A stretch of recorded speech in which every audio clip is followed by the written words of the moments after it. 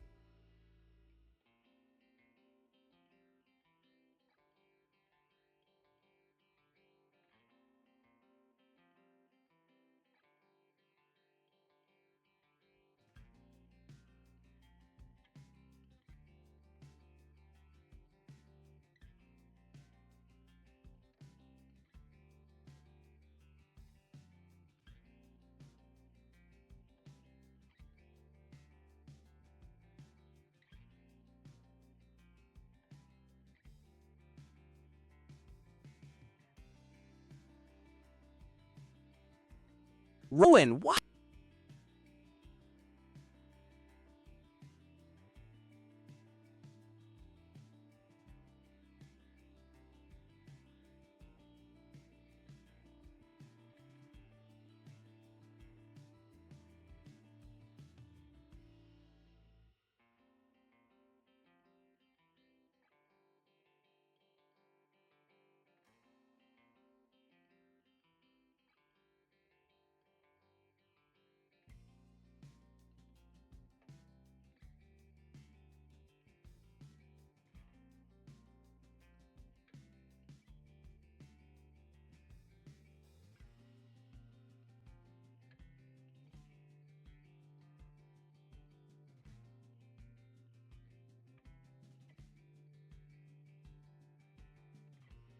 I'd want a life like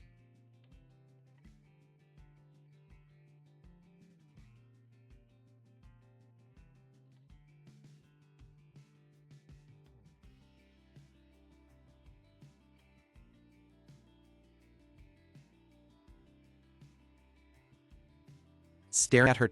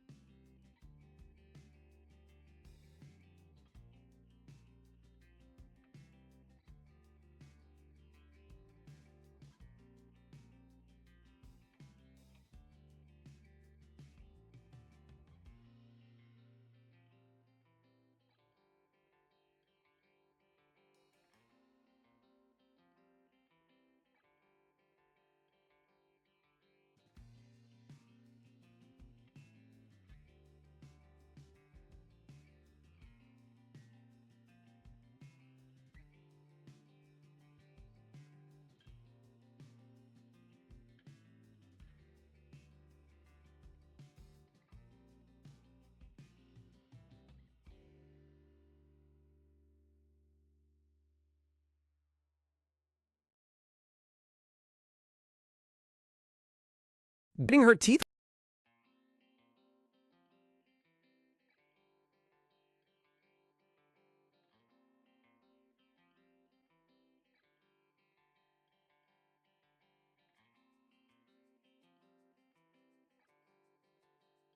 She recalls the downfall with a cold, piercing gaze of satisfaction. Miranda is impressed by how swiftly the head maid dismissed Helena, proving her absolute loyalty and efficiency to the imperial family. Safe from the abusive maid, Miranda relaxes and enjoys her tea party in the peaceful gardens. Miranda remembers how often she was scolded by the head maid in her past life, especially whenever she got a scratch or scar on her face. She gently sets her teacup down onto the saucer with flawless grace and poise. Back then, when Miranda showed initiative and wanting to build noble connections, the impressed head maid gladly took her under her wing and taught her everything. Miranda realizes that if she can win the head maid over to her side this time, her chances of a successful revenge will skyrocket. She is pulled out of her thoughts, however, by a sudden interruption. "That's so amazing!" Princess Anastasia squeals with sparkling eyes, clapping her hands in sheer admiration. Ah ha ha. Miranda chuckles nervously, unsure of how to handle the princess's intense enthusiasm. Miranda wonders if Anastasia ever received proper etiquette lessons, questioning if showing off her own perfect table manners might actually seem rude. At the same time, Miranda knows her own attendant would be furious if she copied Anastasia's messy eating habits. For the sake of her future, Miranda knows she must always carefully distinguish right from wrong in every situation. To Miranda's surprise, Anastasia happily offers her a bite of the delicious dessert with a bright, warm smile. Lady Anastasia? Miranda stammers, completely caught off guard by the sweet and unexpected gesture. I want to be friends with Lady Miranda, Anastasia says with a beaming, joyful smile, catching Miranda completely by surprise. Reflecting on her chaotic journey, Miranda thinks a life of constant overtime and a life of becoming a body double, both of them were so busy that I completely forgot. I forgot that I should just laugh and eat cake with her, like how normal friends around the same age do. Looking at Anastasia's sweet gesture, Miranda smiles warmly and says, "Thank you, Anastasia," realizing this is a moment she needs to truly savor. As the gathering draws to a close, Anastasia happily waves and says, "Our tea party was so fun," to which Miranda politely replies, "I also had fun. Let's do it again sometime." Watching the princess leave, Miranda closes her eyes with a sense of relief, thinking, "With this, I'll survive and live a rosy life." Ah! Her peaceful thoughts are suddenly interrupted by a cheerful voice calling out, "You came!" Anastasia runs forward with excitement, while Miranda stops and wonders, "Did someone come?" Miranda's eyes widen in utter shock as she looks at the visitor. Standing in the garden is a young blonde boy. Anastasia turns and says, "Lady Miranda, I will introduce you." The young boy stands amidst blooming roses, looking back with a cold and solemn expression as Anastasia calls out, "Sir Rowan." Miranda and the young Rowan stand at a distance from one another, a tense and heavy silence settling over the courtyard. Staring at him, Miranda's gaze turns ice cold as bitter memories flood back. A young figure, how nostalgic. "I never thought I'd see you again, the man who left me to die." She looks down at his stance, the name echoing in her mind with deep resentment, Rowan. In her mind, she imagines him glaring at her like an uncute, grumpy child, grumbling to herself about how incredibly hostile he looks. Well, from Rowan's perspective, Miranda reasons, I guess it can't be helped that he's making a face like that. She recalls the history of their nations. At that time, the Kingdom of Lunoir and the Kingdom of Strauss were locked in a long, devastating war, prompting the King of Lunoir to propose a ceasefire. But the Kingdom of Strauss demanded a royal marriage to seal the treaty. Unwilling to give up his precious daughter Anastasia, the Emperor of Lunoir searched for an alternative. Furthermore, the young princess already had a dedicated fiancé named Rowan. Rowan had been deeply devoted to Anastasia, making the political situation even more fragile. Ultimately, it was decided that a substitute would be sent instead, and Miranda, possessing a face identical to the princess, was chosen as a sacrifice. For young Rowan, having a lookalike suddenly appear must have been deeply unsettling. And to have to live near her? It must have been creepy. I should be thanked, but instead I'm treated like a nuisance. Deciding to take the diplomatic route, Miranda gathers her skirt and curtsies elegantly. "Well, I don't want to be hated by Rowan either. I'll just handle this peacefully and greet him. Lord Rowan?" Rowan cuts her off instantly, his blue eyes flashing with cold disdain as he barks, "I have nothing to say to an outsider like you." Stunned by his sharp rejection, Miranda tightly clutches her dress in frustration, thinking, "What was I thinking, expecting him to return my greeting?" She remembers his future betrayal, breaking a promise, leaving someone to die. This is a man who can do such heartless things without a second thought. A cold-hearted knight, isn't he? She tells herself, observing his distant figure. Looking away, she hardens her resolve. I was only focused on the maid, Helena, but to the people of this mansion, I'm just a low-class substitute. I have no allies or place here. No matter how much I cry, no one will feel sorry for me. In her frustration, she briefly imagines throwing a massive clump of weeds right into his arrogant face, shouting, "Honestly, whoa!" In her fantasy, Chibi Miranda fiercely chucks grass at him, screaming, "What are you doing? Do you think you can treat an outsider like that? Take that!" She quickly shakes the silly thought from her head. Is what I'd like to do, but such a childish method would only ruin my future. Instead, Miranda calmly closes her eyes, shifting her strategy to something far more effective. Taking a deep breath, she lets a single perfect tear slip down her cheek, preparing to put on the performance of a lifetime.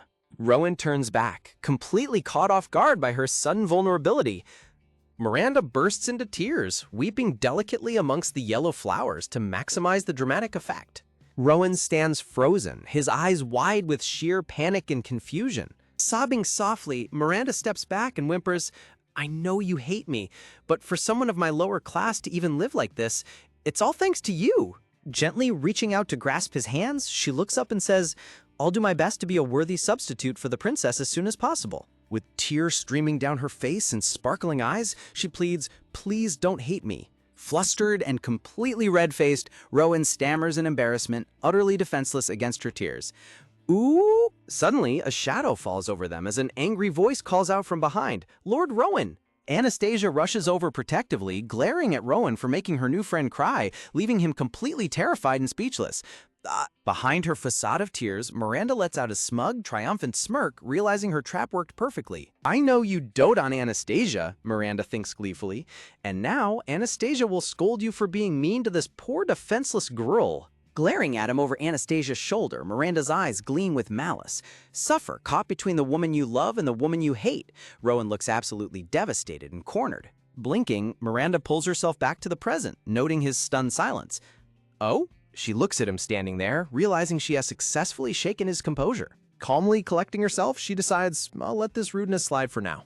Standing together in the bright garden, Anastasia smiles happily, completely unaware of the silent battle that just occurred. With a flawless, angelic smile, Miranda gently reaches her hand out, cementing her victory over the cold night. Rain pours down heavily over stone pavement, while below, a memory of a noble couple conversing happily on a green velvet sofa flashes by. A young boy with short brown hair and bright blue eyes sits on a sofa, looking forward with a solemn and serious expression. "Her parents were always so rude to my dad, so I thought their kid would be no good either, but..." Two small hands clasped together in a warm, gentle handshake amidst falling cherry blossoms. Under a bright, clear blue sky, a young, blonde-haired boy with soft blue eyes blushes slightly as he shakes hands with another child. Anastasia apparently told the Emperor what happened, and the Emperor, happy that Anastasia had made a friend, summoned me and praised me a lot. Couldn't have imagined it in my previous life. This is a big step forward for me. I have to distract myself, even just a little, or I'll give in to this fear and I'll end up running away from here. Standing beside a massive carriage, a gentleman in a military uniform addresses Miranda with a smile, saying, "With such a valuable opportunity, thank you. I've already experienced the events of that day once, but the feeling of my neck being cut at that time is coming back so clearly." An official calls out, "Lady Anastasia," to which Miranda, nervous but trying to keep her composure, responds, "Yes, he has come all the way from the kingdom of Strauss for you today." "This is the princess's fiancé," the official announces, revealing a dark-haired boy wearing a black robe and a thick gold collar. "The prince of the kingdom of Strauss, His Highness Alua." He is introduced as Prince Alua, the prince of the Strauss kingdom, sitting on his golden throne surrounded by thorny red roses. "Princess Anastasia, please take a seat over here." Sweat drips down Miranda's cheek as she reminds herself, "I need to behave as Anastasia no matter what. If I were to be caught as an imposter here..." Miranda imagines a terrifying blue-skinned warrior swinging a massive weapon, but forces a smile and says, "Nice to meet you, Prince Alua. My name is Anastasia."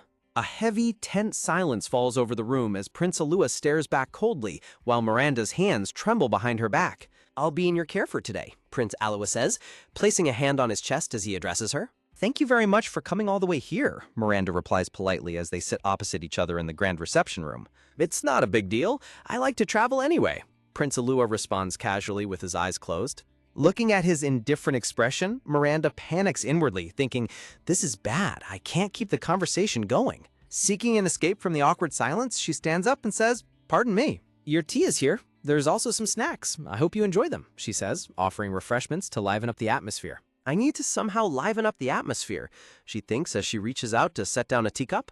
With a sudden crash, a loud sound echoes as tea spills everywhere. Miranda's eyes widen in sheer horror as the teacup slips and falls onto the table. She stands frozen, her mind completely blank and trembling with shock. "I deeply apologize. I will clean this up," the maids exclaim in panic as they rush over to assist. "What should I do? I've never made this mistake before. I can't breathe properly. I'm scared." The terror from that time keeps clinging to my body even until now.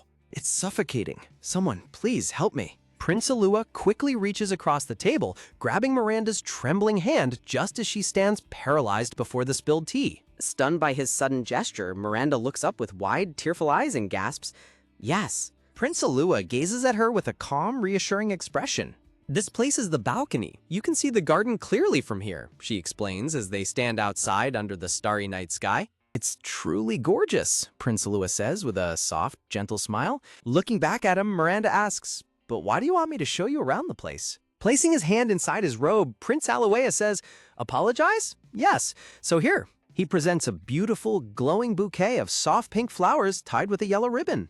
Miranda's eyes widen in absolute disbelief, whispering, This is the flowers that only grow in the Strauss Kingdom.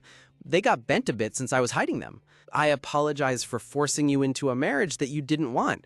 I have heard about my country's reputation, and it's understandable why you're scared, Anastasia." Looking at his sincere apology, Miranda replies softly, "Don't say that you're forcing me. But there are lots of beautiful sights that can only be found in the Strauss Kingdom." He looks at her warmly and adds, "I'm sure there's something you will like over there, Anastasia. That's why. If you come to Strauss, I promise I won't let you be miserable."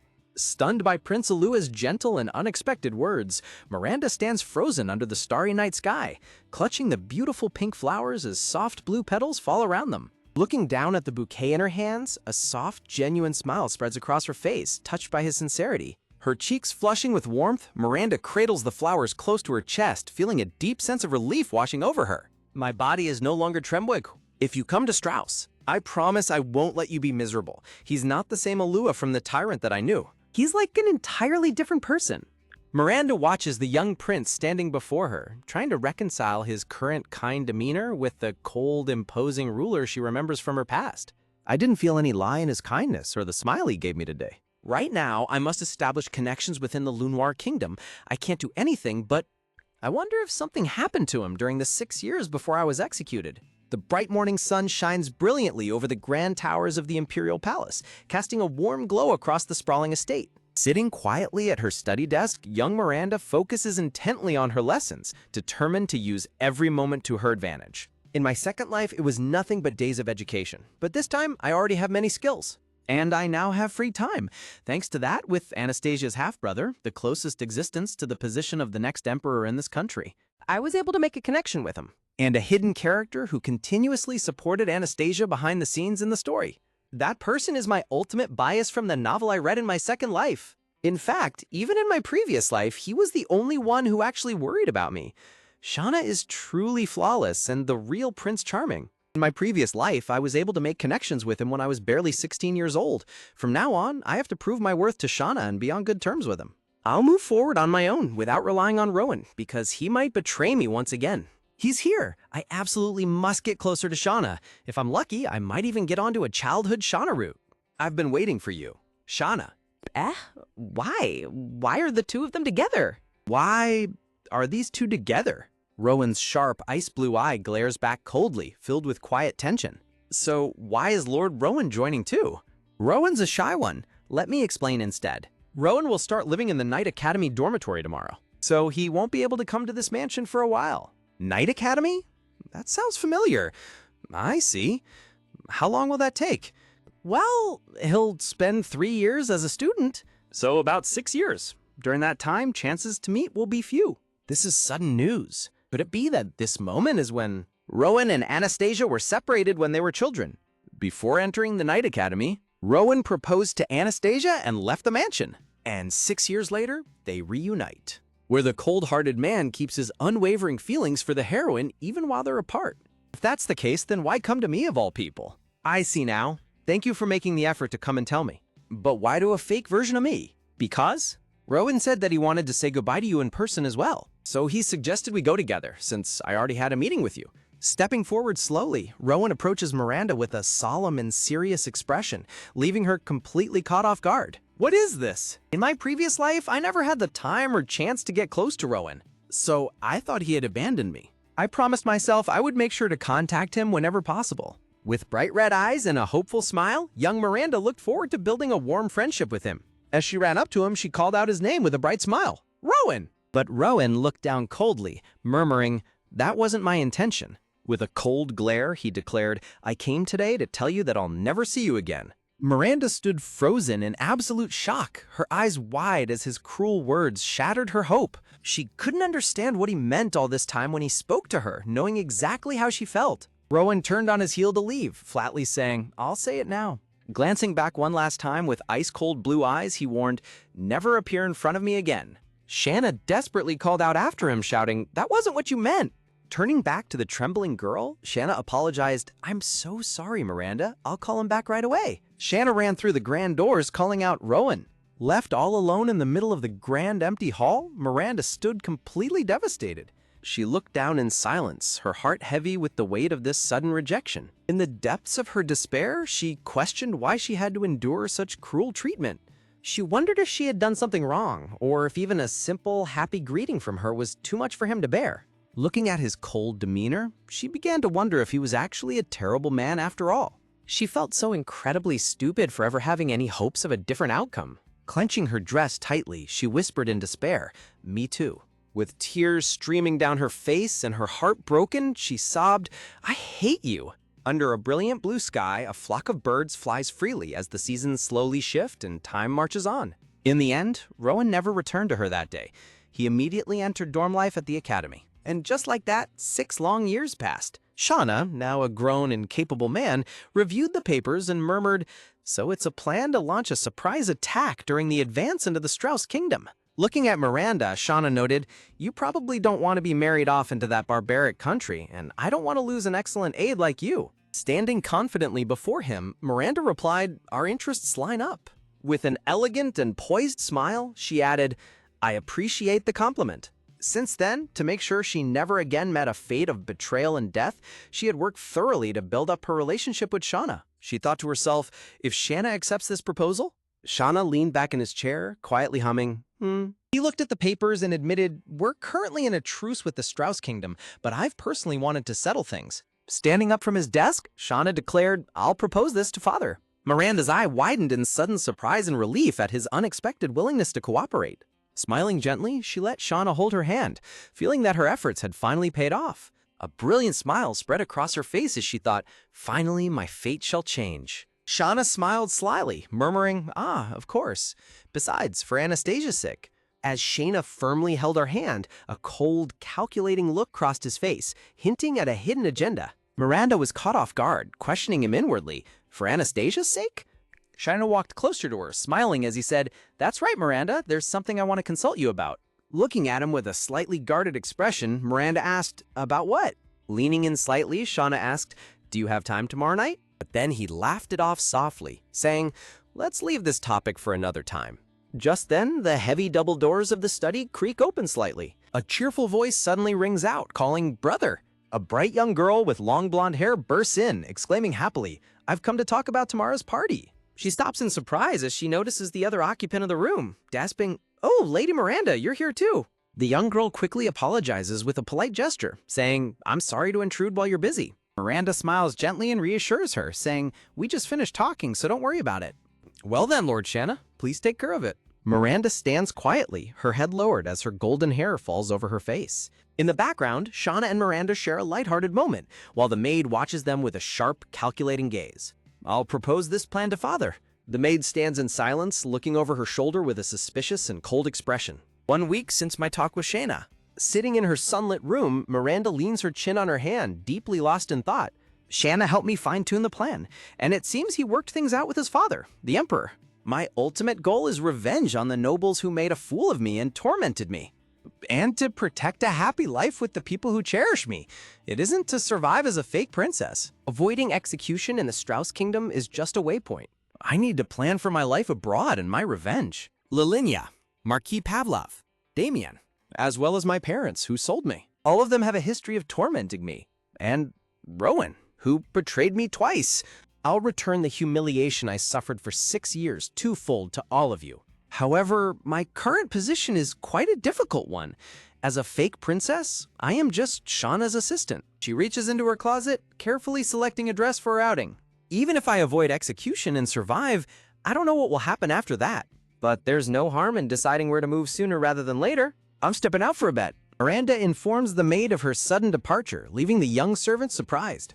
I've recently become interested in foreign countries. I'm going to the library to look at some pictures. The maid claps her hands together, calling for preparation. You must hide your face, you must take at least 1 escort with you, and you must be back by 4 p.m. without fail. Miranda agrees with a gentle smile, accepting their strict rules. They're as strict as ever about me going out. It's not just my revenge. The servants are always watching, so still, I'm not really free. Draped in her dark cloak, Miranda boards the grand carriage under the watchful eyes of her escort and maid. Sitting inside the carriage, she gazes out with a somber and determined look beneath her dark hood. If only I were Anastasia, I would have much more freedom. The carriage rolls into the bustling, sunlit town under a clear blue sky. This is the first time I've been to a library in this lifetime. I thought it was boring when I was little, but it's surprisingly fun. And there were so many places in all sorts of countries that looked like they'd suit me.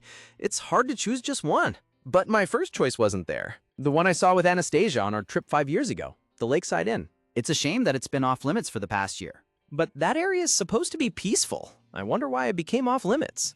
Excuse me, there's something I'd like to look up. Suddenly, an attacker ambushes Miranda from behind, grabbing her and pressing a cloth over her mouth. Her vision blurs and slips away into complete darkness. Where am I? Miranda wakes up to find herself lying on a wooden floor with her hands bound tightly behind her back. So, I've been kidnapped. Ah, this happened in my previous life too. Most likely to start a war and make money. In previous kidnapping cases, it seems they used thugs from the slums and disposed of them afterward. But thanks to my escorts, every attempt failed. But this is the first time I've actually been kidnapped by my own escort. I wonder if the plot changed because my relationship with Shanna grew stronger. But either way, their plan will end in failure too. She quietly pulls out a hidden dagger from her sleeve, carefully slicing through the thick ropes binding her hands. Over my last life and this current one, spanning 12 years in total, I have faced the threat of being kidnapped countless times. After all, anyone who looks exactly like Anastasia holds immense value. Anticipating that I would one day live on my own, I made sure to thoroughly learn self-defense. And now, all that is left for me to do is to summon a little bit of courage, and everything will be fine. Creeping up silently behind her captor, Miranda raises a heavy wooden crate, preparing to strike. If I were a princess in a fairy tale, I suppose a handsome prince would have come to my rescue. But instead, she smiles proudly, fully capable of saving herself.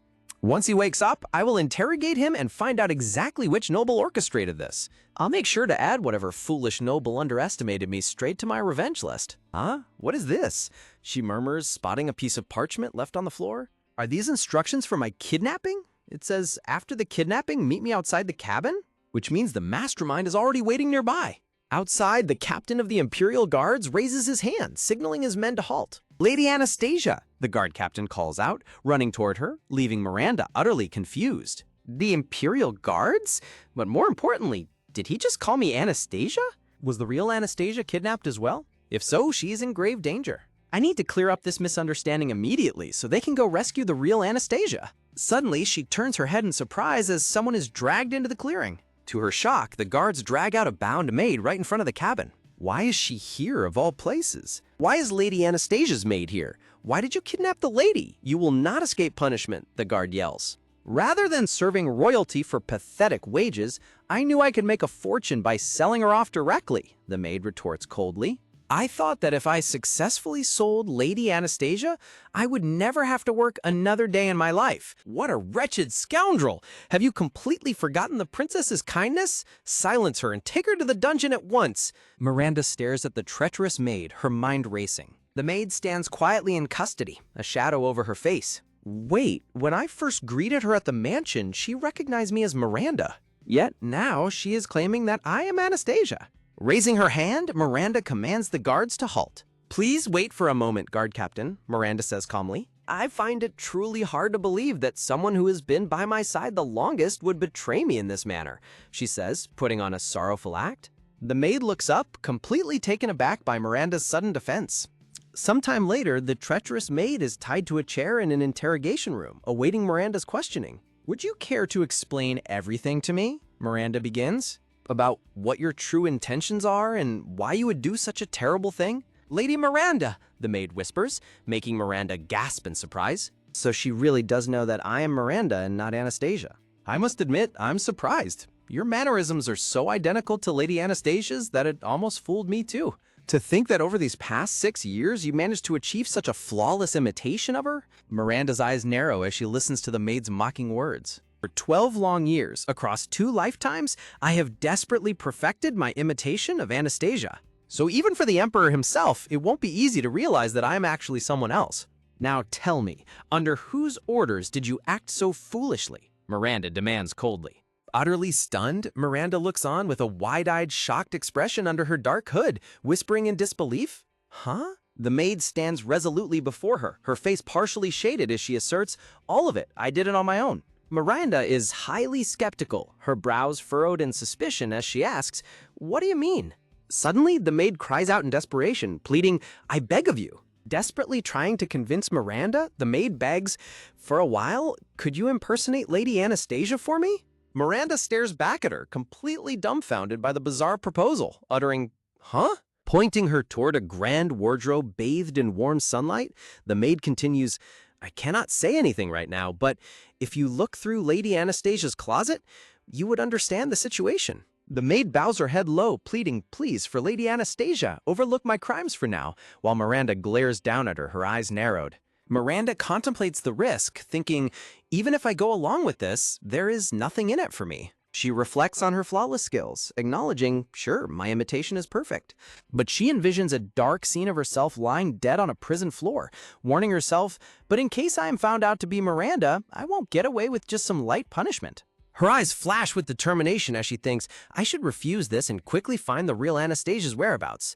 Suddenly, a warm memory of a young Anastasia smiling brightly and saying, I want to be friends with you, Lady Miranda, flashes in her mind, prompting Miranda to scowl and think, this is so stupid. Walking away from the bound servant, Miranda says coldly, I will call the knights.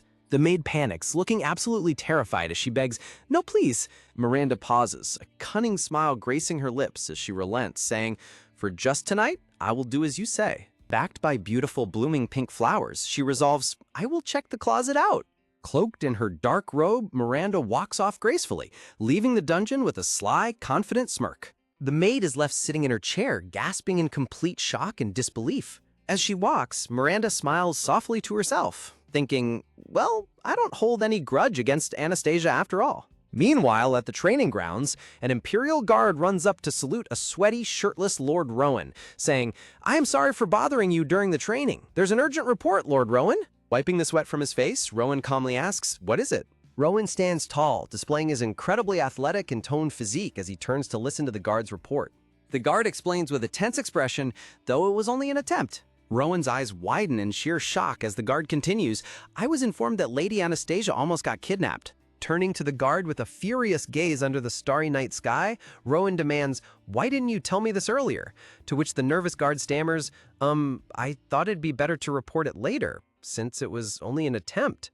Slapping his sword down to the ground, Rowan commands, today's training is over. You may return to the dormitory. Rowan walks off with a dark, threatening expression, leaving the confused guard to call out, where are you going, Lord Rowan? Swishing his white cape through the air, Rowan thinks furiously my beloved Anastasia was about to be taken away. Throwing his white cape over his broad shoulders amid roses, he declares, I am going to see her. Miranda recalls that the treacherous maid was Anastasia's personal maid. She knows that if Anastasia isn't found soon, the plan to send her fake self to the kingdom of Strauss while keeping Anastasia safe in this country will completely fall apart. She knows that even if they tried to break off the engagement without a valid reason, the kingdom of Strauss would never accept it. The madman who devised this replacement plan just to keep Anastasia close, her fiancé, Rowan, must be panicking right now. Faced with the danger of Anastasia's disappearance, Miranda had considered escaping the country, but Anastasia's personal maid, Anna, convinced her to act as Anastasia for just tonight. According to Anna, if Miranda looked inside Anastasia's closet, she would understand why the princess was kidnapped. Miranda doesn't know what is waiting inside that closet, but she knows that until she sees it, she must play her part. Dressed in a beautiful gown, she sits at a luxurious dining table, reminding herself, I can't let anyone find out I'm Miranda. A maid bows politely to her, saying, welcome back, my lady, Lady Anastasia. Miranda stammers nervously, yes. The maid smiles warmly, explaining, to celebrate your safe return, Lady Anastasia, we've prepared all of your favorite dishes for dinner. Miranda smiles politely and replies, thank you, I'll enjoy them.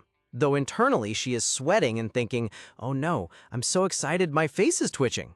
Digging into her meal, Miranda thinks, I was worried they'd suspect me, but it seems fine. Anastasia really was blessed. I almost feel like I don't even need to check the closet. The maid asks, Lady Anastasia, how was your meal? Prompting Miranda to smile and reply, it's very Suddenly, she notices the other maids standing behind her, their faces cast in deep shadows with cold, piercing, and expressionless glares. A chill runs down her spine as she shivers under their watchful eyes, thinking, what's this strange feeling? It doesn't feel like I'm being looked after, more like I'm being watched. Later, Miranda stands alone in her vast, beautifully decorated bedroom, letting out a sigh of relief as she thinks, finally, I'm alone. She walks across the room with a tired sigh, thinking, but having to go that far is exhausting. Approaching the wardrobe, Miranda slowly creaks open the wooden door to look inside. Peeking between the hanging dresses, her eyes light up in surprise as she spots a book, whispering, a diary? She pulls out the beautifully bound red journal and opens it, looking deeply concerned. Reading the handwritten pages, she is shocked to find an entry that reads, Lady Anastasia came home again tonight covered in bruises. As she flips through the horrifying logs, her eyes widen in shock as she reads, that makes it the third time this month. The bruises she got a week ago haven't even healed yet. No one helps her. She's only being watched. Horrified, Miranda mutters, what is this?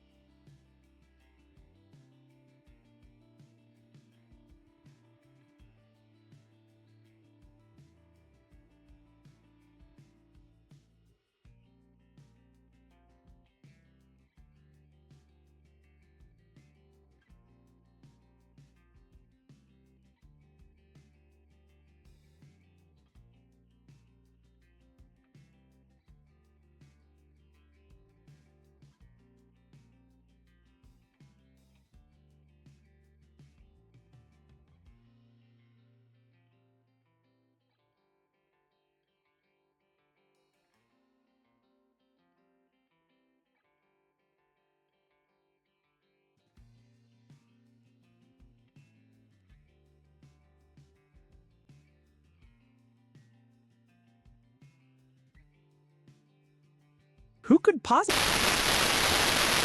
seeks new servants? People from the mastermind side will try to infiltrate her household, making her current life feel even more restrictive than when she was locked away. As she contemplates hiring someone from the slums or lower classes, a harsh voice suddenly yells from outside, "Don't you ever come back here again!" Startled by the commotion, Anastasia looks out the window in surprise. On the cobblestone street below, a disheveled girl in a ragged dress is on her knees, crying and desperately begging a guard, "Please, I'm begging you, please let me work here." Anastasia's eyes widen in sheer shock as she recognizes the girl, whispering to herself, "Is that Helena?"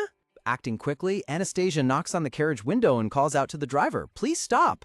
Anastasia recalls how Helena used to be a maid, wondering how she became so shabby and if she simply couldn't find another job after being fired. Pressing her hands against the carriage window, Anastasia suddenly stops as a clever realization dawns on her. A faint, plotting smile spreads across Anastasia's face as she realizes how she can turn this situation to her advantage. Outside, the ruthless guard kicks Helena to the ground, shouting, "If you come here again, I'll strip you naked and dump you in an alley. Is that understood, you damn brat?" While Helena whimpers in pain. Left crying on the dirty street, Helena stares down in absolute despair, wondering how her life could have ended up like this. Helena bitterly reflects on her past, remembering how she had only bullied a low-ranking noble girl to vent her own frustrations. She recalls the day she was fired, kneeling on the floor of the grand estate and pleading, "Please, headmaid, give me one more chance." Helena remembers how hard she struggled, working late into the night writing papers and doing grueling labor just to get a job in the city mansion. Looking up at the headmaid's cold back, Helena desperately argues, "I'm confident I'm more capable than any other maid. Please give me another chance." Without turning around, the headmaid replies flatly, "I know you are excellent." Helena's eyes light up with hope as the headmaid continues, "I've always been impressed by your high adaptability. I even respect you." The headmaid slowly turns around, her expression shifting to one of chilling disdain as she adds, "Because you." Pinching her nose in disgust, the headmaid sneers, "You commoners reek so much it's unbearable," leaving Helena completely shattered. The headmaid smugly confesses that she was always looking for an excuse to kick Helena out, and that Helena digging her own grave by bullying Miranda worked out perfectly. Grinning mockingly, the headmaid tells her that a poor mansion in the northeast would suit her best, as Helena grits her teeth in humiliating defeat. Helena realizes that to the wealthy nobles and high-ranking staff, she was nothing more than a tool used to keep others in line. She reflects bitterly on how she was viewed as a being inferior even to Miranda, despite all her hard work and competence. Helena understands that the headmaid silently viewed both her and Miranda with the exact same condescending eyes. She realizes that no matter how much ability you have, if the upper class considers you lower class, they will always look down on you in their hearts. Filled with burning resentment, Helena thinks, "I can't forgive this. The world I admired had no one who would accept me." Crying tears of pure rage and frustration, Helena grits her teeth, concluding that the world is full of trash and that there surely is no God. Suddenly, a gentle and warm voice breaks through her dark thoughts, asking, "Are you okay?" Helena looks up to find a beautifully dressed Anastasia crouching gracefully on the cobblestone street right in front of her. Helena stares back in absolute disbelief, tears still streaming down her bruised face. Smiling warmly amidst a beautiful background of white roses, Anastasia extends her hand and says, "If you're willing to do so, please tell me what happened." Later, back at the mansion, the maids gather in the grand hall as a voice rings out shouting, "Everyone, please listen. Starting today, someone will be joining us." Anastasia steps forward with a bright, welcoming smile, introducing her new companion. Her name is Helena. The maids gasp and murmur Helena's name in surprise, while the headmaid steps forward with a stern, displeased expression, demanding, "Lady Anastasia, what is the meaning of this?" The headmaid scowls deeply, stating, "For an outsider to enter without my permission is—" before Anastasia quickly interrupts with a polite, "I'm sorry." Clasping her hands together with an innocent, pleasant smile, Anastasia smoothly explains, "Helena, she took care of me when I was young, too. I had heard she left this mansion, but—" Anastasia observes Helena kneeling on the street in a pitiful state, thinking to herself how unexpected it is to reunite with her former maid in such a condition. Anastasia turns to the headmaid and asks if there is any way they could have Helena serve at the mansion once again. Anastasia clasps her hands to her chest with a worried look, pleadingly mentioning that she is sure Lady Miranda would also agree. The headmaid sternly responds to Anastasia, reminding her that Helena was dismissed from her duties specifically for bullying Lady Miranda. The headmaid argues that they cannot allow such behavior to repeat in the mansion, but Anastasia quickly speaks up to offer a counterpoint. Clasping her hands together with an earnest and hopeful expression, Anastasia prepares to make her plea to reinstate Helena. Anastasia gently asserts that she knows Helena is a good person deep down and that she truly believes in her, causing Helena to shed tears of gratitude. Looking out of the corner of her eye with a sharp, calculating gaze, Anastasia secretly notes that she has successfully won over Helena's complete loyalty. Anastasia inwardly reflects on a crucial detail. The other maids in the mansion, led by the head maid, are keeping a very close watch on her every move. Anastasia calculates that by hiring a destitute girl from the streets, the imperial family's public reputation will rise, making it much harder for the powerful mastermind behind the scenes to make a hostile move against her. Back in her private bedchamber, Anastasia sits calmly on her bed while Helena stands before her, ready to speak in private. Helena anxiously recalls how Anastasia insisted they needed to be alone to catch up, sweating nervously as she wonders what her lady wants to discuss. Leaning forward, Anastasia gently tells Helena that she has a very important and private matter to discuss with her as she brings out a red book. Helena looks down at the red book handed to her, completely bewildered as she wonders what in the world it could be. Anastasia stares back at Helena with a calm, steady gaze, waiting for her to open the book and read its contents. Looking tense and sweating slightly, Helena opens the book to see what secrets are written inside. The pages of the book are filled with detailed handwritten notes documenting Anastasia's personal experiences. The entries describe the dark and painful memories of Anastasia's past, including the harsh physical abuse and confinement she suffered during her childhood. Helena stands completely frozen, her eyes wide with absolute horror as the shocking truth of Anastasia's past is revealed to her. Distraught and in disbelief, Helena cries out, demanding to know why Lady Anastasia had to endure such terrible suffering. Anastasia tearfully explains that Lady Miranda, who tried to help her, has gone missing, and her loyal maid Anna was imprisoned for trying to help her escape the country.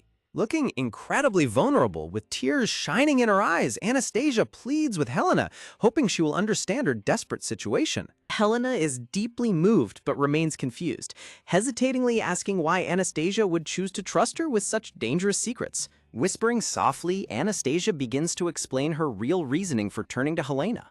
Anastasia reveals that there are highly suspicious rumors surrounding the other servants currently working in the mansion, catching Helena completely by surprise. Helena suddenly realizes the truth and exclaims that she was also fired from her job as a result of those very same servants' malicious scheming. Anastasia secretly thinks to herself that Helena actually brought that dismissal upon herself due to her own actions, even if Helena doesn't realize it. Maintaining her gentle facade, Anastasia politely asks Helena if she would be willing to share the details of how she was dismissed. Anastasia responds with gentle sympathy, softly murmuring that she had no idea Helena had gone through such an ordeal. Looking deeply sorrowful, Anastasia tells Helena that she can only begin to imagine the immense pain and frustration Helena must be feeling. Completely overwhelmed by Anastasia's unexpected empathy, Helena looks at her with eyes full of deep gratitude and devotion. Anastasia inwardly notes how foolishly bold Helena is for speaking so openly about such matters inside the mansion, wondering if she fails to recognize the extreme risk and the difference in their status.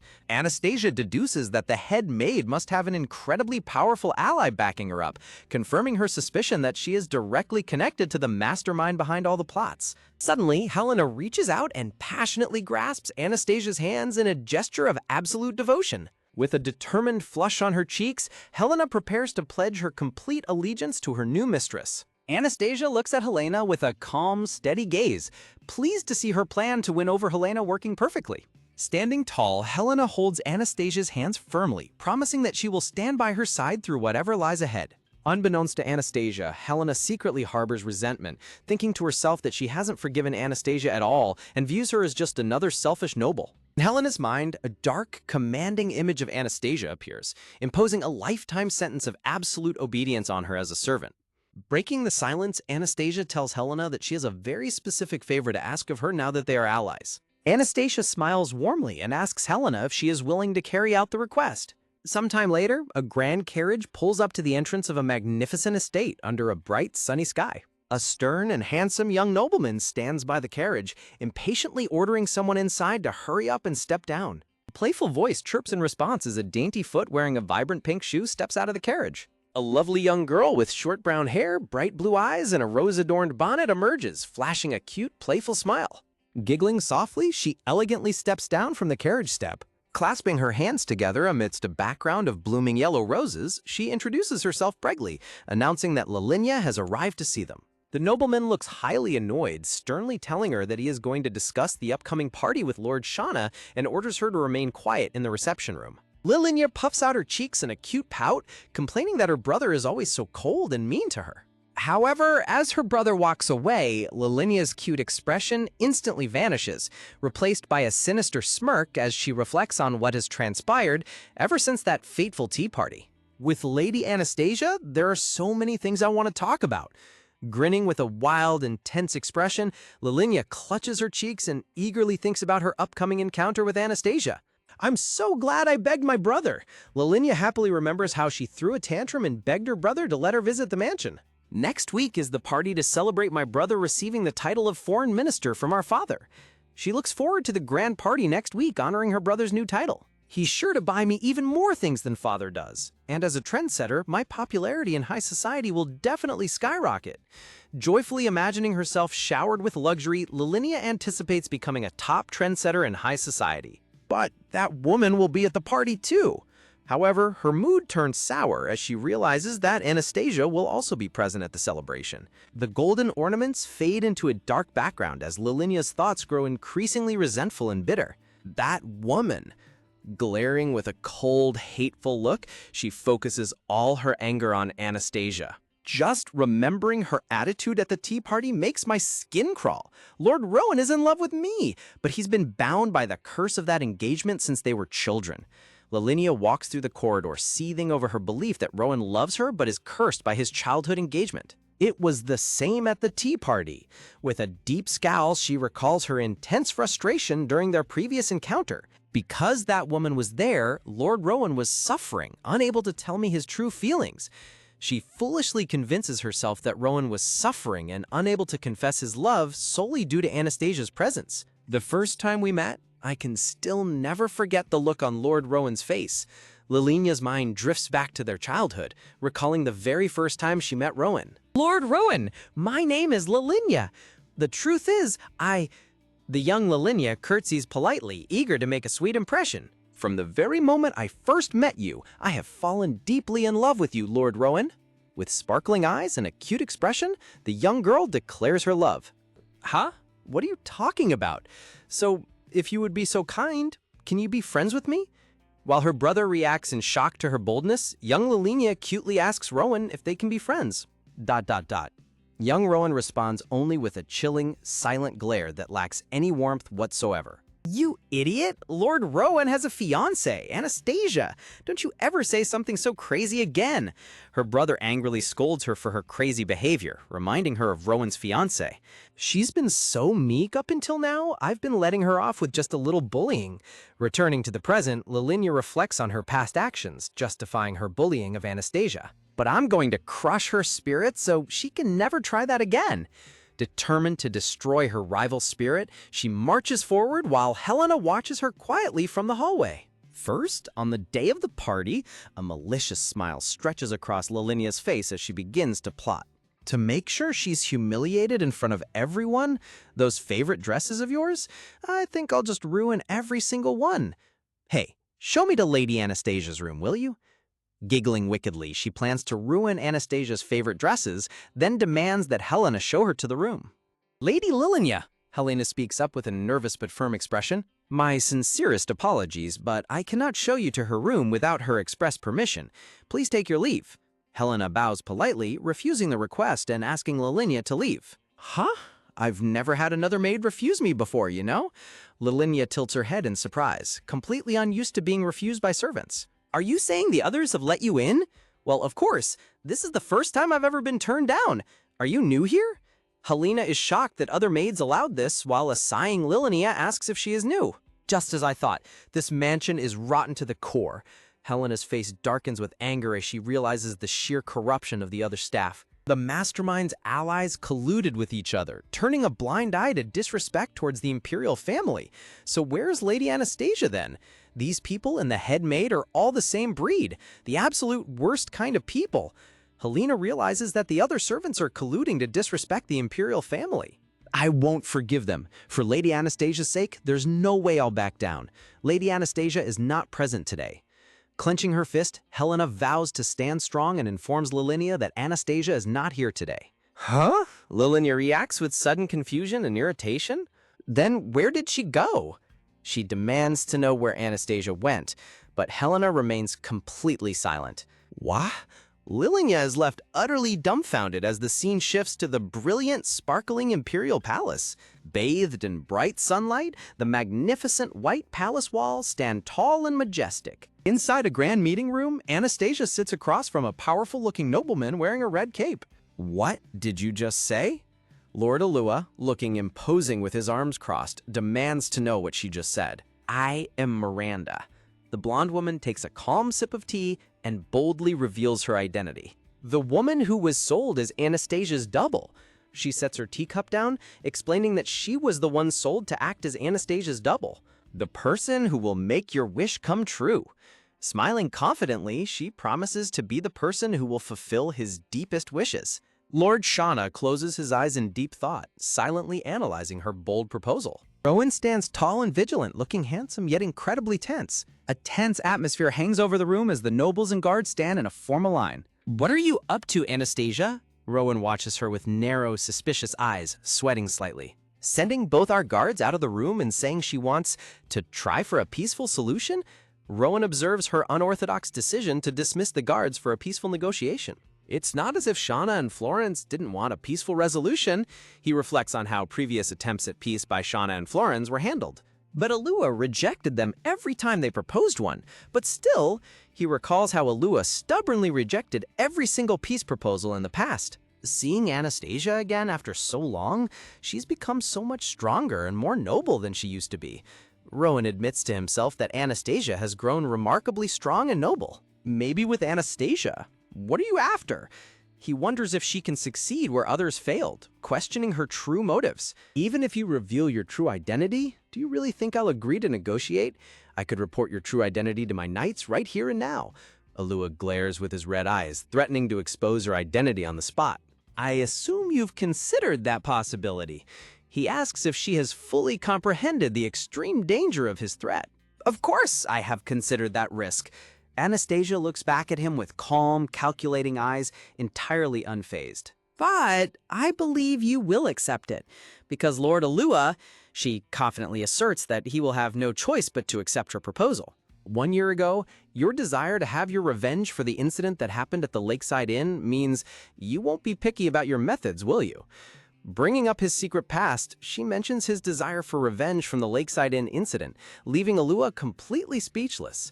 Under Anastasia's intense gaze, Lord Alua breaks into a cold sweat, speechless as she uncovers his deeply hidden secret of seeking revenge for the Lakeside Inn incident. Smiling warmly, Anastasia expresses her gratitude, saying, "Thank you for accepting my unreasonable request." Florence smiles charmingly, replying, "Lord Florence, we can't very well refuse a request from the princess, you know." As Florence and Anastasia look sheepish amidst a mountain of incoming mail, Florence sighs, "Thanks to that, we've received more letters of concern than we can handle from Lady Shauna and the Emperor," prompting Anastasia to laughingly warn him not to drown in all that paper. In a formal meeting hall, diplomats shake hands as the narration explains, "Lately, the relationship with the Strauss Kingdom has been tense, so in case things completely break down, the Emperor, Shanna, and Florence have been taking the lead in requesting support from friendly neighboring countries." Rubbing his forehead in exhaustion, Florence remembers his past life, thinking, "In my first life, I couldn't get close to Shauna because she was so busy with this." Florence looks pretty worn out too. Warning her of the impending journey, Florence advises, "Princess Anastasia, please be careful when you go to the Strauss Kingdom. But the relationship between our two countries has been worsening for the past year, and they still haven't improved," causing Anastasia to wonder in silence. Clutching her hands to her chest, Anastasia contemplates, 1 year ago? I feel like something else happened then, too. She flashes back to 5 years ago, remembering pointing at a beautiful building on a trip and thinking, the one I saw with Anastasia on our trip 5 years ago, the Lakeside Inn. She recalls studying historical records as a young girl, noting it's a shame how that place has been off limits for the past year. Suddenly, a wave of realization hits her and Anastasia gasps, "I remember now, the Lakeside Inn." Turning to Florence in surprise, she asks, "Is this a coincidence? Or is it... Lord Florence, don't tell me. Was the Lakeside Inn what started all this?" Florence looks to the side with a nostalgic smile, replying, "Yes, Princess Anastasia was also so fond of that place. It truly is a shame." Anastasia's eyes narrow with an intense red glow as she reflects, that place was territory shared by our country and the Strauss Kingdom, but a year ago their soldiers occupied it, and after a fire broke out, the theater building itself has become completely off limits. Florenz adds solemnly, the magnificent building was burned to the ground. Our relationship has soured since that incident, and they just stubbornly refuse to answer whenever we ask for the reason. Clenching her fists with determination, Anastasia realizes, but if this is what caused Alua's personality to change, this could be useful as a bargaining chip. An imposing portrait of the king of the Strauss Kingdom is shown, as Anastasia thinks, if this goes well, I can get the feared king of the Strauss Kingdom on my side. Back in the reception room, Anastasia sits gracefully across from King Alua, eagerly wondering, now then, how will he react? King Alua is shown in a stern side profile, remaining silent before preparing his response. Anastasia's eyes widen in surprise as King Alua remarks with a sharp look, you don't actually know anything, do you? King Alua gestures confidently, explaining, in your country, details about what happened at that inn were never made public. You probably just guessed based on when our diplomatic relations soured, and figured that must be my weakness. Anastasia clenches her hands in her lap, sweating slightly under his intense scrutiny. Regaining her composure, Anastasia confidently states, a year ago, there was a fire at the Lakeside Inn. King Alua's fist trembles with anger as he thinks of a burning portrait of a beautiful woman, declaring, and on that day, the only person who couldn't escape and died was my mother. Looking back at an image of the majestic inn, King Alua adds, my mother knew that inn well. There should have been an escape route. He imagines his mother desperately pounding on the doors of the burning building, continuing, she should have escaped unless someone intentionally. A dark silhouette stands in front of the raging fire, having blocked the exits with heavy logs. As the narration finishes, blocked the exits. Anastasia stares back at him, utterly stunned and horrified by this shocking revelation. With cold, murderous eyes, King Alua confesses, I believe the culprit who murdered my mother is in the Lunoir Kingdom, and I want to kill them. Sweat drips down Anastasia's face as she worries, to think there's someone like that in our country. Leaning back on his couch, King Alua points out, it's not so strange, is it? You may be the princess of the Lunoir Kingdom now, but here you are seeking help from the king of an enemy nation. Anastasia looks at him with a steady, calculated gaze and responds, you're right. King Alua's lips curl into a smirk as he declares, then it's settled. King Alua stands tall and extends his hand forward under a bright, glowing golden crest. Anastasia is left momentarily speechless, thinking, he hasn't changed. Remembering his past ruthlessness, she reflects, that terrifying look in his eyes from back then is still the same. But Anastasia's mouth curves into a subtle, clever smirk as she realizes that hostility isn't directed at me. Standing amongst blooming white roses, Anastasia confidently shakes his hand, triumphant as she thinks, I have gained a really powerful ally. Meanwhile, back in the palace corridors, Rowan stands vigilantly, spotting a foreign nobleman dressed in an elegant white and gold coat. Rowan observes him closely, thinking, this man has features I've never seen in the Strauss Kingdom. Rowan's eyes narrow as he suspiciously questions, is he from an eastern country? Looking at the other guards standing in line wearing simple tunics, Rowan notes, and it feels like the other soldiers are from all over the place too. Not many of them have the skin tone typical of the Strauss Kingdom. Rowan rests his chin in his hand, deep in thought as he reflects, I'd heard they thoroughly eliminate any foreigners who could pose a threat and thought they were just a barbaric, aggressive nation. But standing before the massive double doors of the meeting hall, he wonders, could it be that I'm wrong? Before a voice from inside commands, enter. Rowan looks startled as he enters the room, finding himself face to face with the guard in white. The doors slide shut as the dark-haired nobleman bows politely and says, Lord Alua, forgive the intrusion. Rowan stares in sheer disbelief, his eyes wide as sweat drips down his face. King Alua grins confidently, thinking to himself, she's got some real nerve. Shaking hands warmly under the grand golden crest, King Alua chuckles, that was entertaining. The title screen displays the pink decorative logo of the Manhwa series, signaling the end of the chapter. In response to the direct request of Anastasia, the imperial princess of the Lunoir Kingdom who is to be my wife, Florenz contemplates as he stands in his elegant uniform, looking serious. Will become your allies. Alua and Anastasia stand side by side, united in an unexpected partnership. Florenz's eye widens as he processes this stunning turn of events. Florenz reflects on how the long-standing conflict with the Strauss Kingdom, which neither the king nor Shauna could resolve for years, was settled by Anastasia alone. I haven't seen you for a long time, and you've become so strong and wise, Florin's muses, admiring her growth. Looking back on their childhood, he remembers how she used to cry, thinking, "You're like a completely different person from the girl I once knew." But Florenz's gloved hand tightens into a tense grip. He feels an intense emotion stirring within him, realizing this feeling is so much stronger than it was 10 years ago. He recognizes the political reality.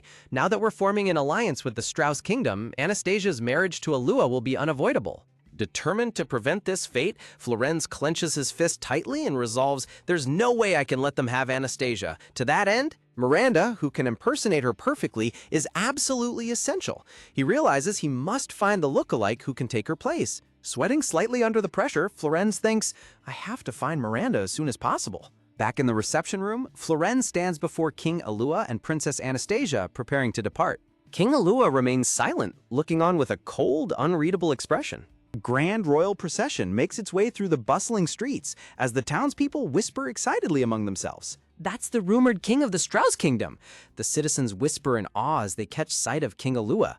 "I hear Lady Anastasia went to negotiate the peace treaty herself and got it signed," one citizen exclaims.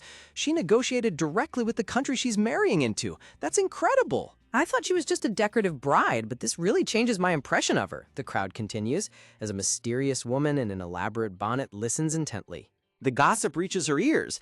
At Lord Florence's party next week, they say the King of Strauss and Lady Anastasia will be attending together. The woman hides her face behind her red fan, listening closely. A wicked smirk spreads across her face as she plots her next move. They went to some savage, dirty nation just to boost their approval ratings before the big party? It's so stupid, it's hilarious, the woman scoffs internally, imagining Anastasia's impending despair. Back in Anastasia's quarters, her beautiful gowns have been viciously shredded and destroyed, scattered across the floor in ruins. A loyal maid lies bruised and battered on the ground, trembling with helpless rage. "There aren't any clothes you can wear anymore," the malicious woman cackles, utterly delighted by her cruel sabotage. She gloats about her thorough plan, thinking, "Even if she tries to order a dress now, it's impossible because I went and filled up every single reservation slot." In a situation like this, I wonder what kind of outfit that woman will show up to the party in, she laughs, grinding her heel into the ruined fabric while the maid watches helplessly. She imagines Anastasia being forced to wear barbarian clothes from the Strauss Kingdom, something like what the barbarians wear. It'd be perfect if she came dressed in rags. It's a shame I won't get to see her face when she sees what's left of her dresses, but seeing her in some embarrassing party dress is not bad either, she chuckles as she walks away. Inside the carriage, Anastasia sits in silence, her expression serious and thoughtful. "Hey," King Alua speaks up, startling Anastasia out of her deep contemplation. "Why was that woman looking over here with such a strange look in her eyes?" Alua asks, bewildered by the sneering lady in the crowd, while Anastasia struggles to stifle a laugh. "King Alua, please stop making me laugh," Anastasia giggles, while Alua replies, "I only stated the facts." Outside, Florenz rides ahead, sweat dropping and wondering, why are they so excited? Anastasia explains, "She's trying to figure out how to make me cry." "Oh?" King Alua smirks, highly intrigued. "So, that woman is your first enemy, is that it?" Alua asks as Anastasia remains silent with a cool, sharp look. "Yes," Anastasia softly confirms. King Alua then asks, "Do you have a plan?" "Well, I can make a guess based on what she usually does," Anastasia says calmly. "She's probably done something to my dresses or cosmetics while I was away." "So, King Alua," Anastasia says, her eyes narrowing with sharp resolve, "I have a favor to ask of you, if I may," she requests. "Will you hear me out?" "What do you want? We are allies," Alua replies warmly, ready to support her. Alua offers a dark, ruthless solution. "If you like, I wouldn't mind taking that woman's head for you." A bloody silhouette shows King Alua standing in a dark forest, casually holding a severed head to emphasize his lethal offer. Anastasia simply smiles warmly, completely unfazed by his terrifying proposition. "You're testing me, aren't you, King Alua?" she asks knowingly. "Strauss is not such a barbaric country," Anastasia counters gently. "Please stop spreading that mistaken image of it yourself." "Huh?" Alua reacts, surprised by her composed and clever response. Anastasia clenches her hand, crushing the leaf in her palm. "Don't misunderstand. I will condemn her without getting my own hands dirty. However," she vows, a chilling dark aura flaring around her, "I'll make her suffer so much that she'll regret she was ever born." Tough and merciless. What an interesting woman, Alua thinks, highly amused by her dark side. I have one wish, Anastasia says softly, letting the ruined pieces of the leaf flutter away into the wind, signaling the start of her perfect revenge. Anastasia smirks with cold confidence, her golden hair reflecting the light as a dark shadow falls over her face.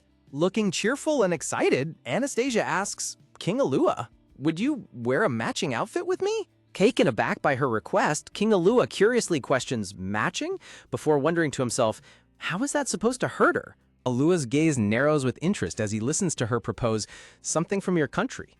A knowing smile appears on Alua's face as he notes, it seems you've studied my country well. King Alua stands proudly amongst blooming camellias and confidently declares, very well, your wish, I shall grant it. White doves fly gracefully over the sprawling kingdom and the majestic palace walls under a bright blue sky. Inside the Grand Palace ballroom, a nobleman greets another guest, saying, it has been a while. Oh, I heard your business in the north has been going quite well. Two other noblemen gossip in the corner, whispering, are Lady Shauna and Lord Rowan not attending? To which the other replies, because of the alliance formed with the Strauss Kingdom, I hear it's actually led to pressure from other countries. From the back of the room, a guest looks at the crowd on the red carpet and remarks, it seems the two candidates for the throne are as busy as ever. A nobleman turns his head in sheer surprise, asking, who is she? As a woman with a smug, self-satisfied smile makes her entrance. Lady Lavinia stands triumphantly in a massive, overly elaborate blue dress heavily adorned with frills, lace, and sparkling jewels. The surrounding guests begin to whisper disapprovingly. Even though this is her brother's party, his sister is acting like she's the star of the show. Look at all those jewels. Gazing proudly at her massive sapphire rings, Lavinia thinks to herself, the rumors that they've been straining the Houstra family finances must have been true. Looking anxious and sweating, a nobleman in uniform sighs, since it's her brother's special day, couldn't she have shown some respect and been a bit more frugal? A lady whispers to our companion, you have a point, but I'd advise against saying anything more. Look, over there, pointing toward a heavily scarred woman. What happened to her? Those scars? Her companion asks in shock, as she explains, apparently she laughed at Lady Lavinia once, and that very day her face, in a terrifying flashback, a cup of boiling hot tea is ruthlessly poured over the screaming girl's face as the narrator warns, how dreadful. At the very least, the narrator continues, in front of Lady Linya, it's for your own good not to show what you're really thinking. Lilinya basks in the praise, blushing deeply as the crowd chants, Lady Linya, you're magnificent. Under pressure, the other noble guests clap their hands with nervous, forced smiles on their faces. A close-up of Lilinya's lips curving into a wicked smirk as she relishes being the absolute star of the show. Lilinya self-indulgently imagines herself as an angelic goddess floating in a field of flowers surrounded by cherubs, thinking she is the person who deserves to be loved more than anyone else in this world. Standing at the top of the grand staircase, Lilinya looks down at the arriving guests with complete arrogance. A dark, ominous purple aura surrounds Lilinya as she stands in the shadows, plotting her next cruel move. Nearby, two noblewomen hide behind their fans and laugh mockingly as they gossip about the situation. Florence Hostra walks elegantly down the red carpet, announcing, thank you all for gathering here today. Allow me to introduce myself again. I am Florence Hostra, the new Minister of Foreign Affairs. Smiling warmly at the crowd, Florence says, I couldn't be more pleased that so many of you could join us for this party. Florence's expression turns serious as he continues. However, there is one more momentous occasion to celebrate today. Pointing to a large, sparkling portrait of Anastasia, he announces, thanks to our very own Princess Anastasia, we were able to form an alliance with the Strauss Kingdom. The guests look amazed, with one saying, I never thought we'd be able to reconcile with the Strauss Kingdom. It's an achievement that will go down in history. Up close, Florence's blue eyes narrow slightly as he speaks. As you know, our history of conflict with the Strauss Kingdom is a long one. Florence adds, in order to prove that this long-standing feud, a bitter rivalry going back to when my father was my age, has been completely put to rest, I would like to take this opportunity for King Alua of Strauss to say a few words to everyone. Florence announces as the guests begin to mutter in fear. The guests turn pale and sweat nervously, whispering, everyone's terrified. Well, of course they are. Liliana raises her hand to her mouth, mockingly thinking, I wouldn't want to meet a barbarian either. A filthy, savage man like him has no place in this country. I don't understand why my brother and the king are trying so hard to get into his good side. Remembering how she shredded Anastasia's dresses, Lilinya snickers, Speaking of filthy, clenching her gloved hand, Lilia cackles maliciously. I wonder what kind of outfit Anastasia would show up in. I can't wait to have a good laugh at her shabby clothes. Lilia gleefully imagines King Alua pointing his sword at a kneeling, humiliated Anastasia, thinking, if I can humiliate her along with the King of Strauss, Anastasia will be punished. Suddenly, Liliana's eye widens in shock as a realization hits her. Wait, if that happens, Anastasia will be gone, which means she imagines steps walking through a sunlit garden as the thought continues.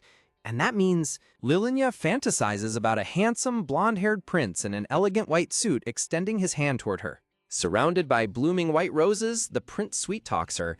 I've come for you, my princess. Lilia blushes deep red, wearing a wedding veil as her eyes sparkle with pure romantic delight. Clasping hands with the handsome prince, she thinks in ecstatic disbelief, I'm the one he's gonna marry? Is coming true. Today will definitely be...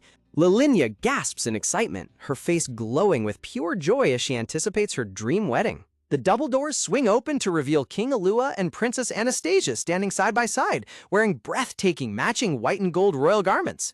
The entire ballroom is stunned into silence by their sheer elegance as Alua holds Anastasia's hand with a confident, charming smile. Standing proudly under the glittering lights, Princess Anastasia and King Alua make their magnificent entrance, ready to command the entire room's attention. Lady Lilia's eyes widen in absolute disbelief, letting out a shocked, huh?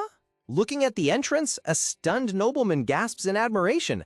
How beautiful! The guests mutter in astonishment, whispering, is that the King of Strauss, the one rumored to be a savage? I can't believe it. As King Alua and Princess Anastasia approach, they call out politely, Lord Florens, Lady Lilia. Anastasia bows deeply to her hosts as Alua says, thank you for the invitation. Liliana trembles in silence, her mind screaming in denial. No, why? Anastasia wears a calm, subtle smile, completely aware of the impact she has made on the room. Radiant and composed, Princess Anastasia stands tall, her golden ornaments sparkling under the light. Hearing someone in the crowd gasp, magnificent, Lilia recoils in utter shock. The guests continue to whisper in admiration, saying, there's no doubt that the stars of the show tonight. The noble guests look on with warm smiles, captivated by the breathtaking presence of the royal couple. Standing side by side amidst a flurry of pink rose petals, Alua and Anastasia present a picture of perfect, unified royalty. Surrounded by a chilling darkness and dark blue roses, Lilia is consumed by dread as her wicked plans crumble. The story flashes back to 1 week before the party, outside the grand mansion. Anastasia walks into the room and spots her distressed maid, asking with concern, are you okay, Helena? Sobbing uncontrollably, Alina apologizes. I'm so sorry, Lady Anastasia. I couldn't protect the dress. Anastasia comforts her crying maid gently, saying, don't cry, you've done nothing wrong. Anastasia's gaze turns sharp as she asks, the head maid is the one who framed you, isn't she? Helena flinches in surprise, keeping her head down as she silently confirms Anastasia's suspicion. Anastasia analyzes the situation, thinking to herself, I see, so she's making a serious move to get rid of Helena. Remembering the sinister head maid, Anastasia decides, right now, Lilia is my priority, so I'll let it slide. With a cold, dangerous smile, Anastasia vows in her mind, but you're next. She turns her gaze away, her expression blank yet determined. Standing by the doorway with his arms crossed, King Alua quietly observes Anastasia. Alua advises them firmly, losing your focus won't do you any good. Concentrate on your current objective, Anastasia. Alua looks at her warmly, promising, we'll give you what you desire, and I will stand by you to the very end. Anastasia smiles gratefully and replies, thank you. Looking radiant among the white lilies, Anastasia calls out softly, Lord Alua. The guests at the party gasp in awe at the royal couple, exclaiming, what an incredible outfit. Lush white roses bloom around the venue, adding to the elegant and pure atmosphere of the grand party. A guest marvels at the dress, saying, what is that embroidery? It's more delicate and beautiful than anything I've seen in our kingdom.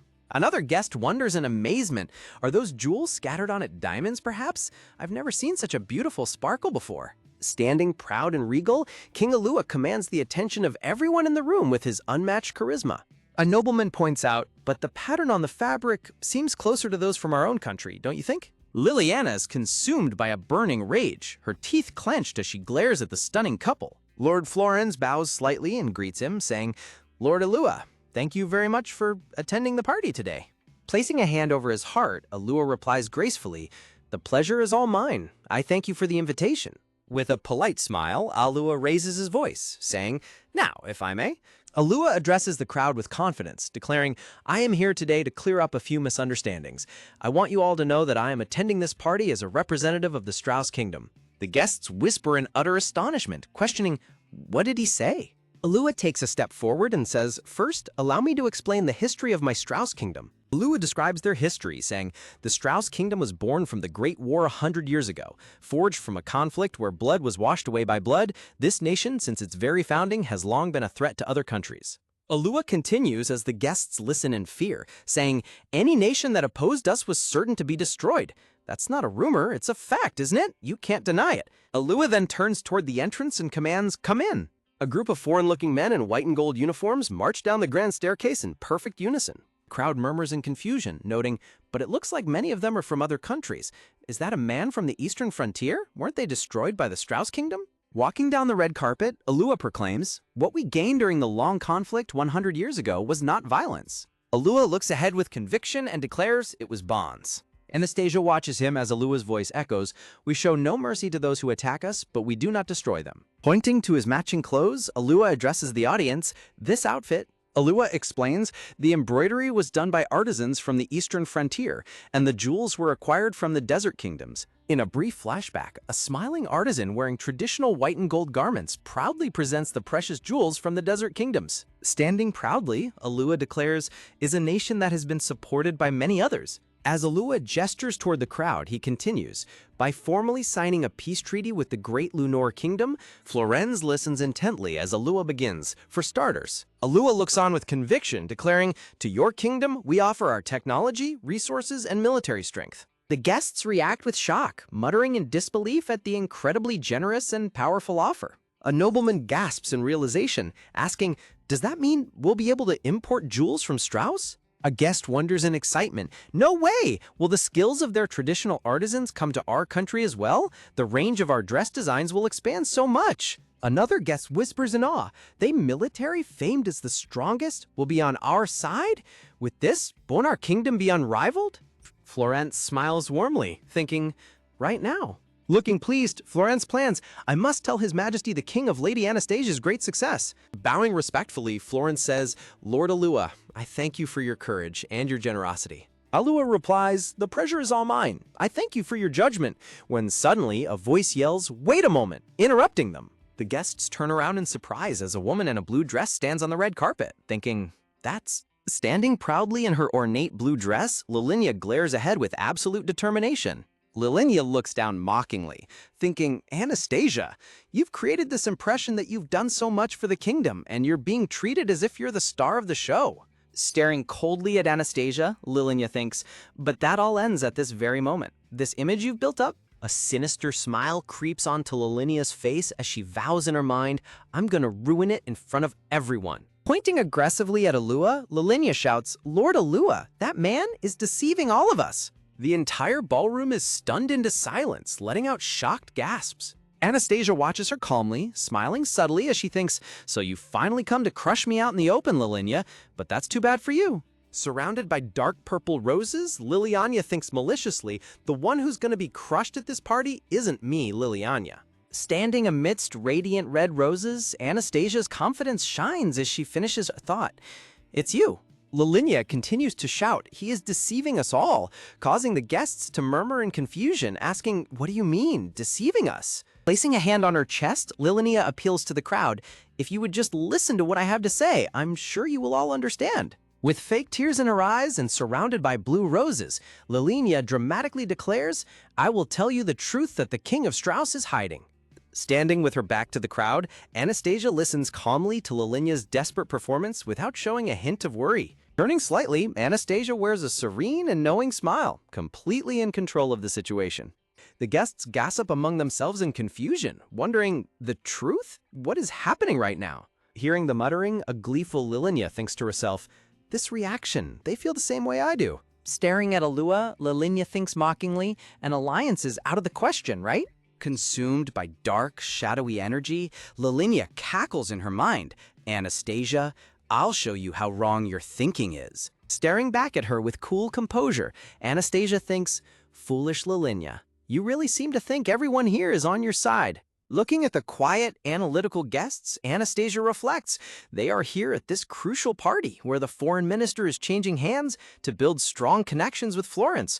They are strategists, watching with keen eyes, much like merchants. Standing proudly next to King Alua, Anastasia continues her thoughts. Furthermore, it was shared in advance that the King of Strauss would be attending.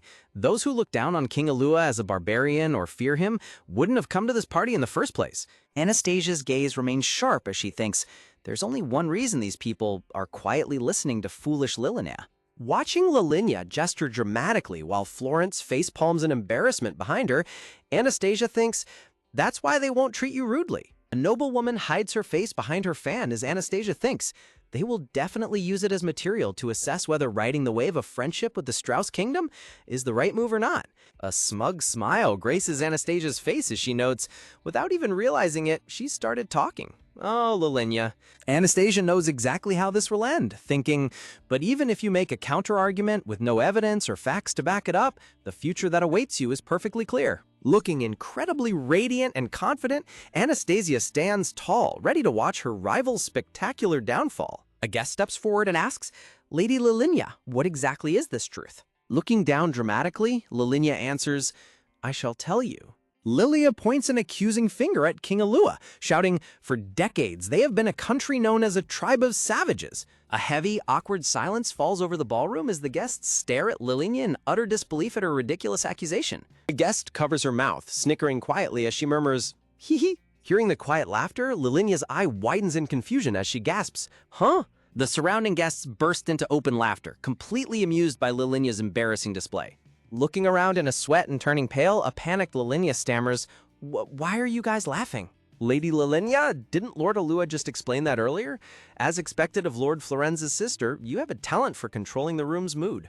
Anastasia hides a knowing smile behind her hand, thoroughly amused by Lilinia's self-destruction in front of the high society guests. Standing calmly beside his companion, King Alua watches the unfolding spectacle with a cool, unbothered expression, as if he had expected this all along. Aha, indeed. It would be bad if I let Lilia say any more than this, for now everyone is laughing and letting it slide. The guests continue to murmur among themselves, highly entertained by the unexpected drama unfolding right before their eyes. I need to restore the mood somehow.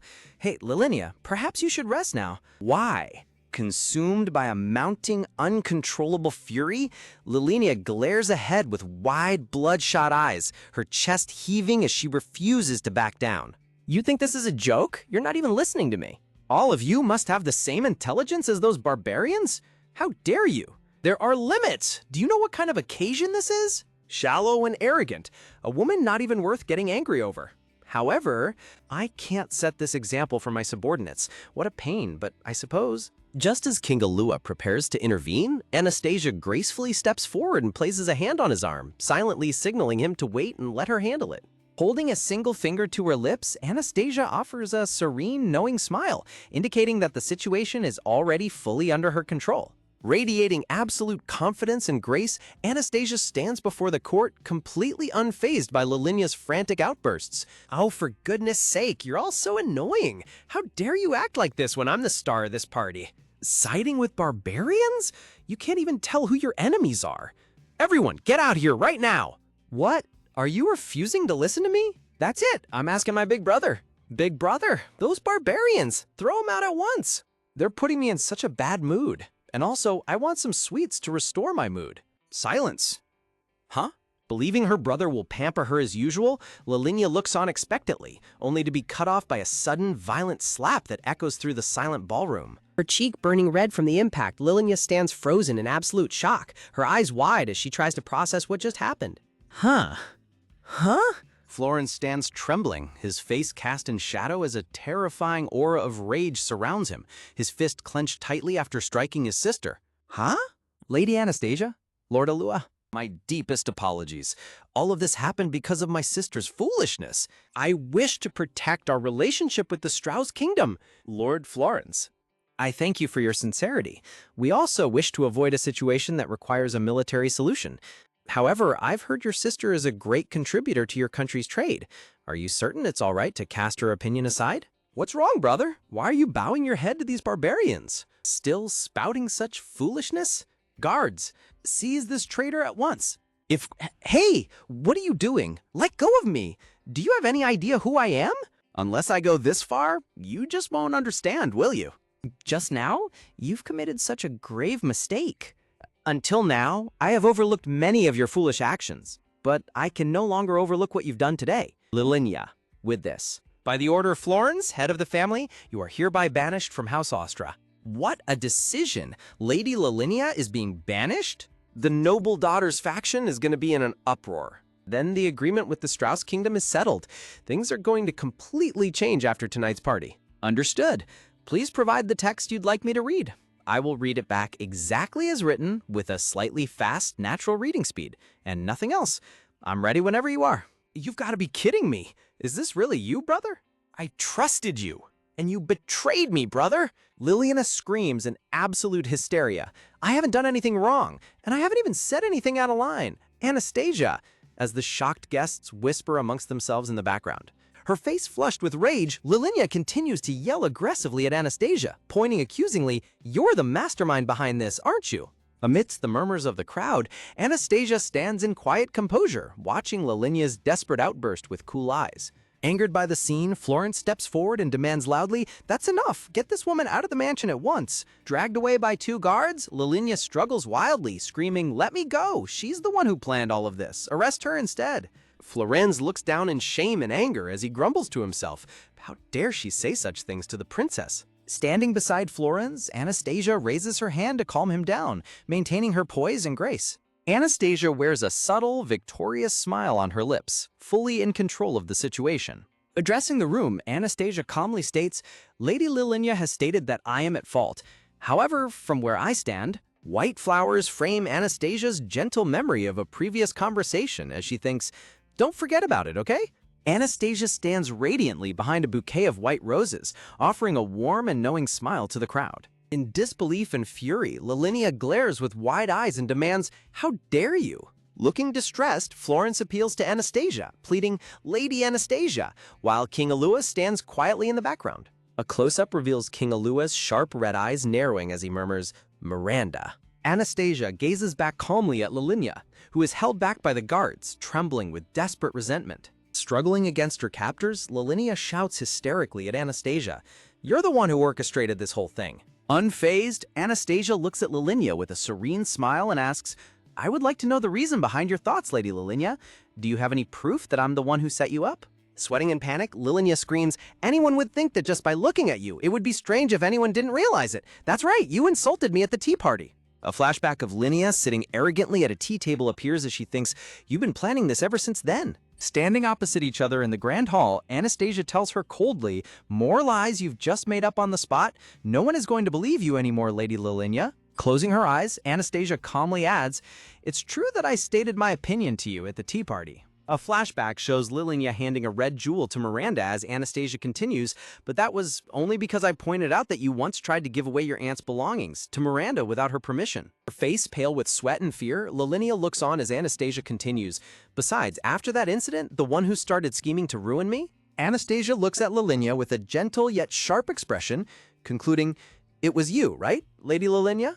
Stunned, Lillian's eye widens in absolute shock as she stammers, "Huh? What kind of nonsense are you spouting?" Turning around to point a finger at Anastasia, Lilinya desperately appeals to the room. "That's right, where's your proof of that? You're a liar too." With a calm and confident expression, Anastasia replies, "As for proof, I have it right here." Anastasia raises her hand, gesturing towards the grand staircase where a maid is descending, carrying a decorative red box.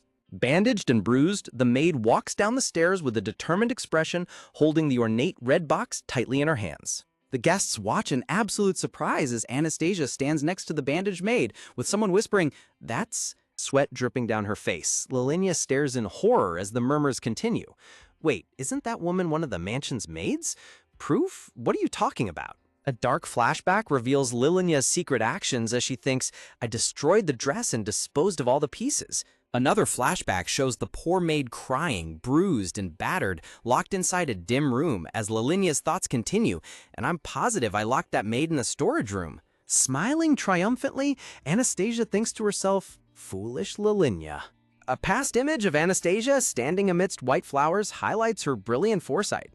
Anastasia turns to the maid and instructs, "Helena, please open the box." Helena bows her head respectfully and complies, saying yes. In a quiet flashback, Helena smiles warmly and asks, would that be all right? Showing her loyalty, Helena enthusiastically declares in the flashback, yes, I would do anything for you, Lady Anastasia. Smiling softly, Anastasia tells her in the memory, I'm not going to ask you to do anything dangerous. The memory continues with Anastasia warning her, Lilinha will come to my room soon. I'm sure she'll try to do something to my clothes or accessories. Looking seriously at Helena, Anastasia says, so I need you to secure proof of the misdeed she commits when that happens. Helena nods in understanding, asking, evidence, you say? To which Anastasia answers, yes, anything will do. Gesturing gently, Anastasia explains, I'm sure the head maid will destroy the proof as part of her cleanup, so it doesn't have to be anything conclusive. Even a small fragment will be fine. Back in the present, Helena opens the red box, revealing a single blue fabric scrap inside. Liliana stands completely frozen, her eyes wide with terror as sweat pours down her face, realizing she has been utterly caught. Holding up the blue fabric fragment amidst dark purple flowers, Anastasia thinks triumphantly, is bound to slip up.